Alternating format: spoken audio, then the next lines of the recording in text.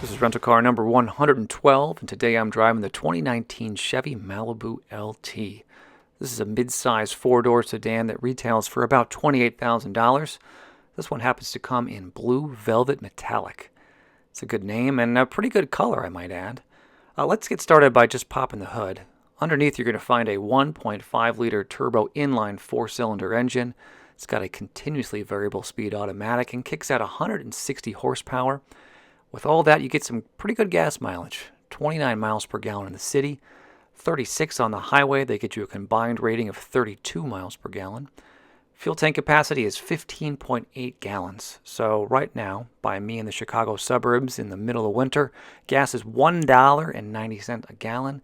That means you can fill this thing up, at least by me, for $30, which isn't too shabby.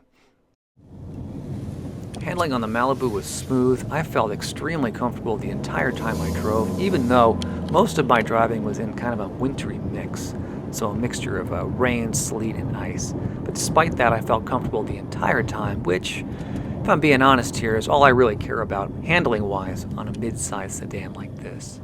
Acceleration was quick, but not necessarily fun. What I mean by that is I was able to accelerate onto the interstate without any problems. I could pass cars, I could keep up with traffic, but when I slammed down on the accelerator, I just didn't get that thrill that you get with maybe some of those more powerful sedans out there. You gotta remember, you only get about 160 horses on this one, which is good, but not great. Here's the key fob, Chevy's logo on the back, just a couple of buttons on the front. You have lock, unlock, remote start, trunk release, and a panic button. Has a nice weight to it, feels pretty good, and you have some nice chrome accents along the sides. You start the car just like you'd expect by pressing the push button start right here on the dash. It is tucked away a little bit, but it's pretty easy to reach. Setup on the steering wheel is nice. You have some nice rubber coverings to the buttons. Over here on the left-hand side, you have your cruise controls. On the right-hand side, you have buttons to interact with the display up in the gauge cluster, along with buttons to control your phone.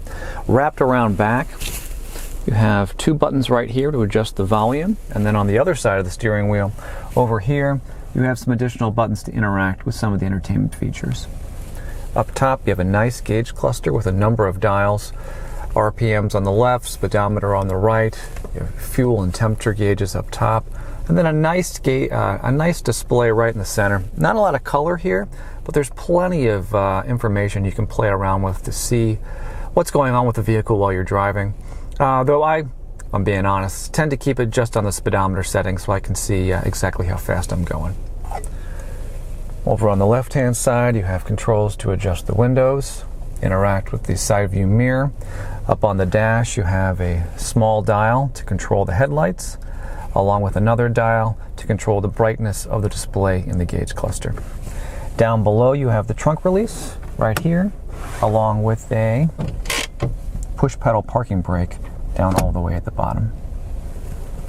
Side view mirrors, pretty standard. No blind side detection available on this trim level, though you do get a nice size mirror.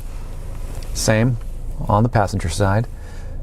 Up top, we have two lights to illuminate the cabin, along with some simple controls, OnStar and panic buttons right here, along with two simple controls to adjust the moonroof. A rear view mirror is pretty standard, no buttons of any kind down here, just a simple toggle switch to adjust the mirror. The center display is where I think the Malibu really shines. You get a brand new interface on the 2019 model. It's a touchscreen with really nice big icons and bright, crisp colors.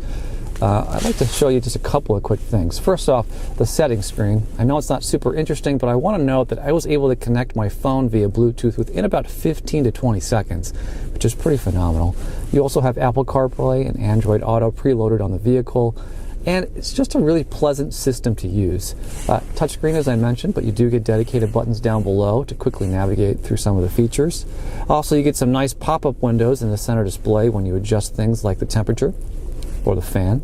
That makes it just really easy to change things while you're driving, because it's easy to see while it's on the screen. Down below there, you have your climate controls, nice dials to adjust the temperature for both you and your passengers.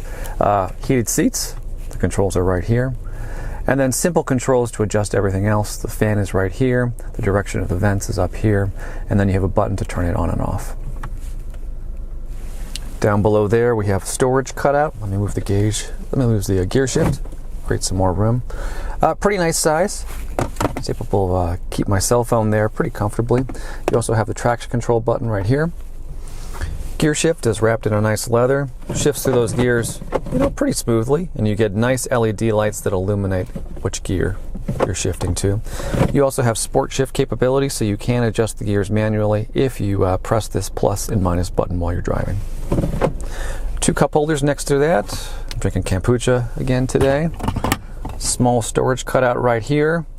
Not quite big enough to fit my, well, actually, my cell phone fits pretty perfectly right there. That's actually pretty nice.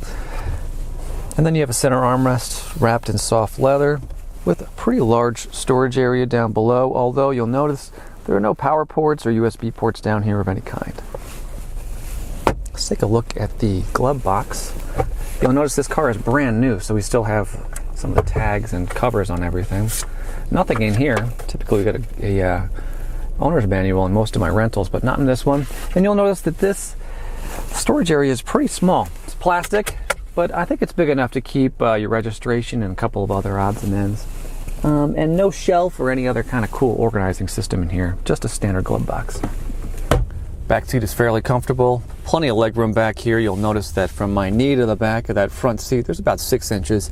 And I have this seat pushed back a good distance. There's also 2 cloth pockets on the back of each front seat. They feel like they're made out of decent materials, though if I'm being honest, I'm not really sure what you're going to keep back there. Not a whole lot of amenities for your passengers. You do get 2 dedicated vents on the back of that center armrest for the front seat passengers.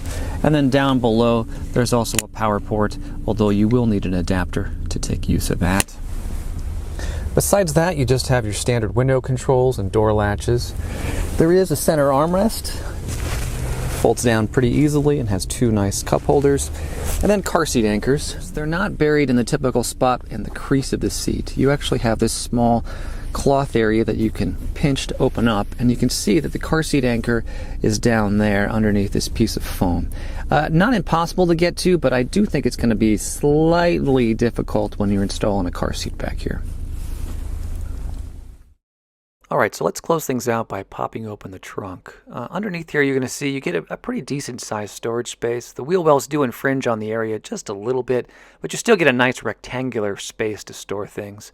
Underneath the floor of this area you'll find your spare tire along with a couple of tools and some extra space to store some odds and ends. And then it's nice to see that you can fold down those rear seats by pulling up on these little tabs right here in the back. The seats fold down without any effort at all, and then you're able to take advantage of a much bigger space to store some larger items. I would point out, however, that that space between the cabin of the car and the trunk space is a little bit small, so you might not be able to get some really massive items back here. Alright, so that's pretty much everything end to end on the 2019 Chevy Malibu LT. I gotta say, pretty big fan of this car. I enjoy driving this, and I was impressed with the upgrades Chevy has made with the center display. Even though that display is a little bit simplistic, there's not a whole lot of apps on there, it's still beautiful and pretty easy to use, so I'm a big fan. Anyway, that's it for now. Thank you so much for joining me, and I hope you join me next time when I rent and review my 113th rental car. I'll see you then.